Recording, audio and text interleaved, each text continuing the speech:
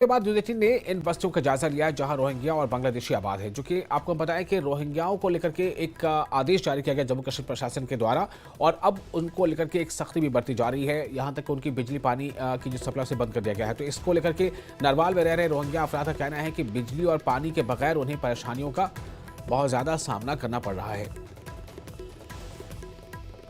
मैं अभी जम्मू के नरवाल इलाके में मौजूद हूं और यहाँ कई ऐसे प्लॉट हैं जहाँ पे रोहिंग्या बांग्लादेशी काफ़ी समय से यहाँ पे रहते हैं, लेकिन एडमिनिस्ट्रेशन एक फ़ैसला लिया कि जिन जिन जगह पे रोहिंग्या बांग्लादेशी रहते हैं वहाँ पे बिजली व पानी के कनेक्शन काट दिए जाएं। और ये अभी इस वक्त जो है यहाँ पे बिजली का जो कनेक्शन है वो काट दिया हुआ है और पानी का कनेक्शन भी जो है वो यहाँ पे काटा हुआ है। और यहाँ लोग जो हैं वो बिना बिजली के और बिना पानी के यहाँ पे रहने को मजबूर हो चुके हैं। और अभी क्योंकि अभी प्रशासन की ये कोशिश है कि किसी भी तरह जो इलीगली रोहिंग्यास और बांग्लादेशी यहाँ रहते हैं उनको यहाँ से किसी भी तरह वापस निकला जाए, क्योंकि यहाँ पे सिक्योरिटी इंस्टॉलेशंस आसपास के इलाके में मौजूद हैं और उसके आसपास रोहिंग्यास और बांग्लादेशी लोगों की मौजूदगी जो है, उनकी बस्तियाँ जो है एक सिक्योरिटी थ्रेट हो सकती है।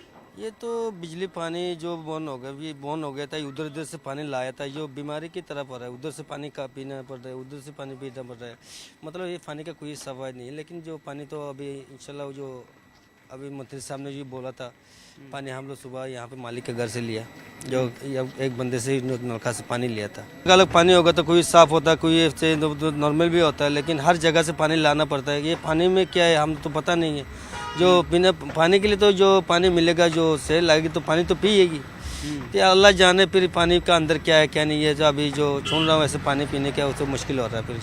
फिर हम लोग चाहता हूँ पूरा इंडिया सरकार को हम लोग हमारा इंसानियत तुरंत हमारे ऊपर हम लोग को देख के, बीवी बच्चे देख के, हमारा वहाँ पे दुख सेहत का के इतना दुख मिल के यहाँ पे आया था, इतना साल तक यहाँ पे इंडिया में रहने के लिए हम लोग को जगह दिया, वो भी हम लोग शुक्रिया है। लेकिन हमारे लिए वो सोचिए, हम लोग रतन में वापस जाना चाहता हूँ, लेकिन हमारे लिए जो इंडिया पूरा सरकार आवाज़ उठा के हम लोग को वापस हमारा हर राइट हक हमारा वहाँ पे नुकसान नहीं होना चाहिए। अभी ऐसे जाएंगे तो हम लोग को मार देगी।